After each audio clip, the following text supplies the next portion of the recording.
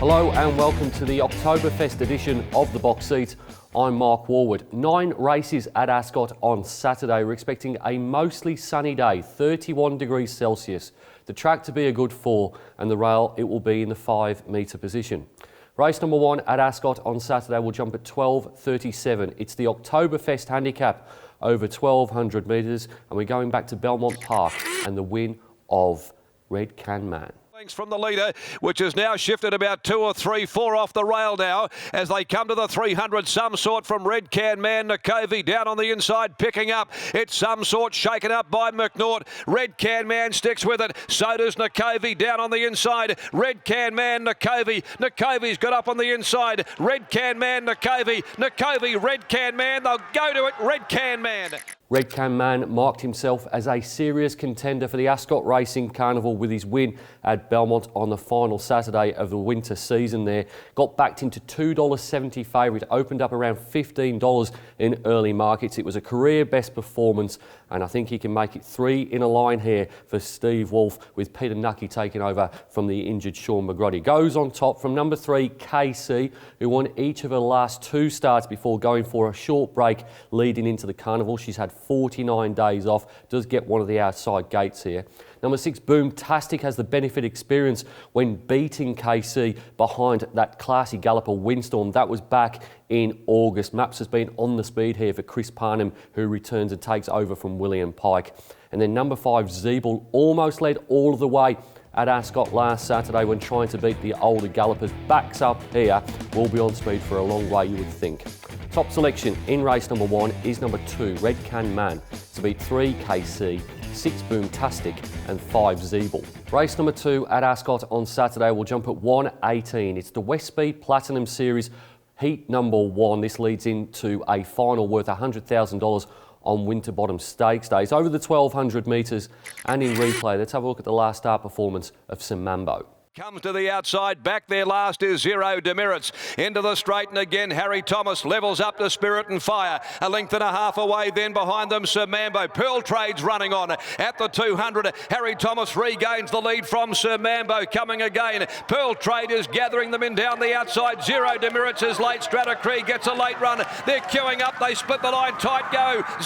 Tricky race to get a handle on this, but ended up with number 2, Samambo. You could say he's a bit of a non-winner. I prefer to say he is consistent. He's had 12 starts for 8 second placings and just the 1 win. He's finished second on each of his last 4 appearances. He gets the best apprentice in the state in Jade McNaught on top on Saturday. Takes over from Brodie Kirby. Maps really well. I think Samambo will take a stack of beating.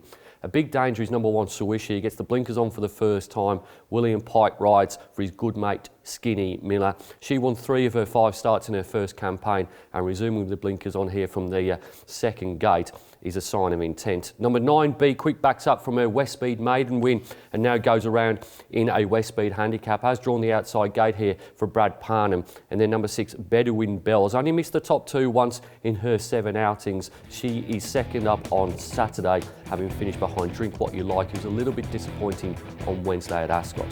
Top selection in race number 2 is number 2, Samambo, to beat 1, Swish, 9, Be Quick and 6, Bedouin Bell.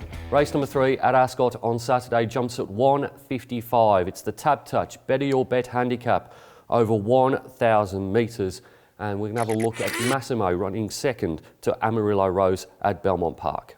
From Specialism, well back as Blooms, and then came Royal Choiseur. The leader is Amarillo Rose by a length and a half. Oricino back to the inside. Oristano's back to the fence. Wide out, Massimo trying hard but doing it well is Amarillo Rose over the final stages. Massimo starting to work home on the outside, but Amarillo Rose is clear, and Amarillo Rose races home to win from Massimo and Oricino. Massimo looked the goods in winning his debut race at Belmont. Then 2 weeks later, as we saw in the replay, he finished second behind Amarillo Rose. I don't think that's the greatest form, but they didn't go particularly fast in that race, and it certainly didn't help Massimo.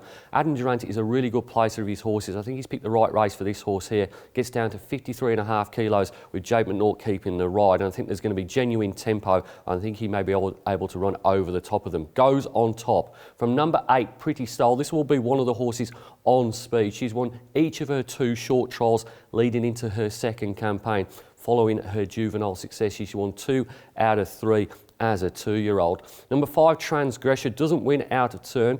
Last win was 330 days ago, but this 8-year-old gelding does love a fast tempo, gets an inside draw here and should be running on strongly at the end.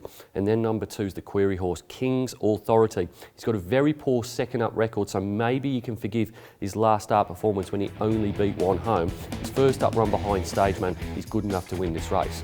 Top selection in race number 3 is number 7, Massimo, to beat 8, Pretty Style, 5, Transgressor and 2, King's Authority. Race number 4 at Ascot on Saturday will jump at 2:42. It's the Glenrye Chaff Handicap over 1,600 metres, going back 7 days for the replay and the 8th place finish of Lady Sass. Tinio led the way from Adrian McPhee, and Stratacreed winding up down the outside, coming on strongly at the 200. Stratacreed ranges up, grabs the lead. Sharp Bob making ground further back, but it's Stratacreed. Sharp Bob is starting to make ground quickly late. The shadows loom. Stratacreed desperately ridden though, and Stratacreed's going to hold on and gives Amelia Park. I'll admit I was pretty keen on Lady Sass last week, but she simply didn't get the run of the race from the outside gate. She drew 16 of 16. She came home with the fastest last 200 metres. She was monstering the line, but it was all over Red Rover by the time that she got going. I think she's got a much better gate here. Gate number 2, she should be a lot closer. Stepping up in trip as well suits to the 1,600 metres. I find her very, very hard to oppose here. Goes on top. I think the main danger is number 2, Harry Thomas. He hasn't won for 651 days, but he does drop in grade and he maps well in what looks been a pretty slowly run race here from gate number 6 for Jared Noski. Number 7, Honorific, is having his first start since joining Adam Durant, could improve, gets gate number 1, and Peter Hall, the good mate of Adam Durant, takes over from Colin Haddon. And then number 6, Arnie's Boy, resumed without a trial, so I'm expecting this horse will improve second up, but has drawn a sticky gate here, 12 of 13 for the combination of Maley and McNaught. Top selection in race number 4, very keen on number 4, Lady Sass, to beat 2, Harry Thomas, 7, Honorific, and 6, Arnie Boy.